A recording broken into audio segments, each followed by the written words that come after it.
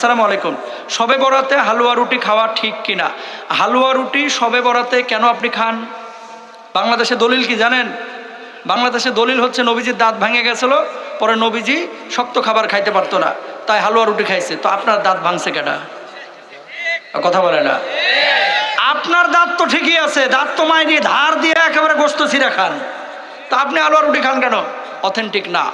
শবে বরাত বলতে রাত্রি আছে, রাত্রি আছে। আম্মাজান আয়েশা সিদ্দিকা রাদিয়াল্লাহু তাআলা আনহার হাদিস, নবীজি সাল্লাল্লাহু আলাইহি ওয়াসাল্লামকে দেখেছেন সেই রাত্রে কান্নাকাটি করতে, দোয়া করতে, এবং ওই রাত্রি রাসূল আকরাম সাল্লাল্লাহু আলাইহি ওয়াসাল্লাম ইবাদত করেছেন। দিনের বেলায় রোজা রেখেছেন, রাত্রিবেলা ইবাদত করেছেন। কিন্তু হালুয়া রুটির একটা দলিলও আপনি দেখাইতে পারবেন না। এটা উপমহাদেশে প্রচলিত একটা বিষয়। আমরা এই হালুয়া রুটি থেকে দূরে থাকবো ইনশাআল্লাহ। কর ইনশাআল্লাহ।